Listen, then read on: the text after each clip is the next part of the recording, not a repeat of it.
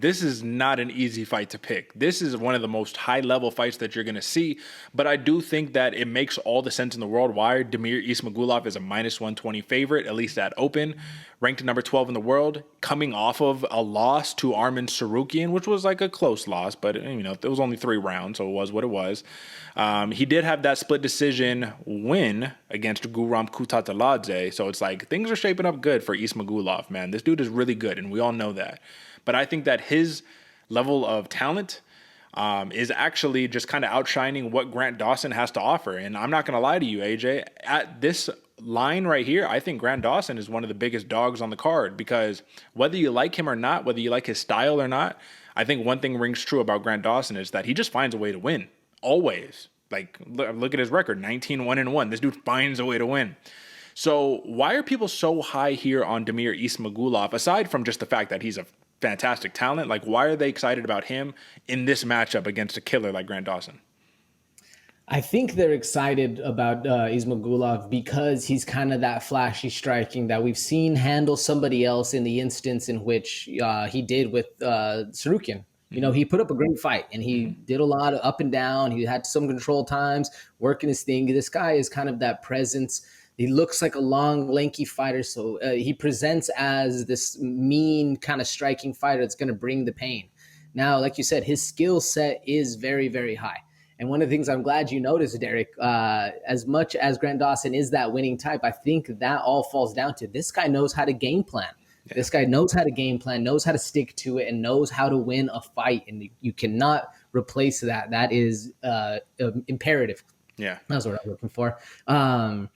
And that right there, the Grant Dawson mentality is a huge thing. Because when I saw this fight, Derek, it was minus 110 apiece. Mm-hmm. So it's interesting to see those odds swell a little bit. Well, these were the opening odds. Now it's a pick 'em. Oh. Now live odds are minus 110 a pop. I was going to bring that up, but no, keep going. That's a good point. Yeah. And seeing that swell, I think a lot more of the actual know-it-alls or the know-hows are starting to bet on Grant Dawson because this dude is very tactfully sound, whereas like I was saying before, Ismagulov is a little bit more flash in the pan, if you will. Not necessarily a bad thing if you're able to keep that flash going. Do you think he can do that in this kind of fight against a very technical Grant Dawson? It's not going to be easy, and even Grant Dawson is saying that. He's like, this is going to be a tough fight, bro, and I honestly don't think I'll finish him. I think it's going to be a 3-round war, and I'm like, yeah, it takes a little bit of confidence to even say something like that, not just, I'm going to smash him. You're like, no, realistically, this is going to be a tough guy. I think that the biggest difference between these fighters in terms of like an advantage is Damir Ismagulov. If he can keep this standing, he wins this fight, bro. There's no ifs, ands, or buts. I think he absolutely just kind of dominates and makes Grant Dawson look a little not of his talent level on a strictly stand-up fight. But how easy is it going to be to do that? Because Grant Dawson will exhaust himself for 15 minutes because this is a 3-round fight. All 15 minutes, his takedown percentage might be 6%, but he'll keep shooting. But here's the problem. What happens when Grant Dawson just stumbles into a spot where he takes your back, controls you for the round, and now Ismagulov, all of a sudden you're down 2 rounds and you got to do something? Like, what happens then? Because Grant Dawson has that capacity. I just think a lot of people aren't thinking that he'll get there. Yeah, you're right, Derek. And that's a scary thing about Grant Dawson is when he's in control, he is fully in the driver's seat. This dude knows where to go and can cut you off as you're even thinking about doing stuff. If you're able to do it to Marco Madsen, an Olympian, nonetheless, a lot of the other fighters where he's comfortable there. Mm-hmm. It speaks levels to where this guy is. And I think that's why we're seeing the odds kind of shift right there. Yeah, it's an interesting one. I actually think this fight's a lot closer. So when I saw your pick, my pick, I was like, okay, here we go. Because this is one of those ones that's a battle back and forth. This is one of those fights where I say it's easy to just say Ismagulov. Oh, yeah. But Grant Dawson, like I said, this is one of those spots where a 19-1-1 fighter, I can't tell you the last time that the man lost a fight, and he's plus money. Like, that's one of those where it's just like everything I'm seeing and the line doesn't quite add up, right? Now, also take this into consideration. Damir Ismagulov did have a little bout of, I'm retiring and I'm done. So there was like 1 foot out the door type talk. I factor all of that stuff in when you're handicapping a fight. The external does matter to a degree, but this is the biggest part where I have to say, if I'm a bettor, you kind of got to lean Ismagulov.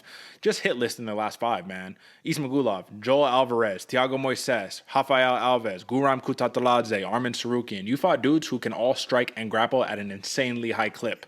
Now, Grant Dawson, Marco Madsen. All right, you got an Olympian right there, right? Shout out. Jared Gordon, Ricky Glenn, which was a very controversial fight because Glenn came back strong in the end. But Leonardo Santos, where he lost that fight until he won in the last like 5 seconds. And then those are the only like real notable names. You got Mike Trezano, Julian Erosa. Those are the only other names. But hit list, you got to go Damir Ismagulov. Odds-wise, AJ, what do you see here prop-wise that speaks to you? Ooh, for the Ismagulov corner. Either. Man, Yeah. I like the TKO for Ismagulov because that's how he's going to have to catch Grant Dawson slipping. But if you're going Dawson's side, submission, decision, both of those are looking a little juicy. Which one to you? I really do like that Damir Ismagulov plus 650 TKO because I think if he can put Dawson in a position to panic wrestle and then club and sub or just like, you know what I mean, smash style TKO, get the finish, like I think that's a real possibility. But cat out the bag, I like Dawson in this fight. I'm going Dawson, and I think plus 190 decision, man.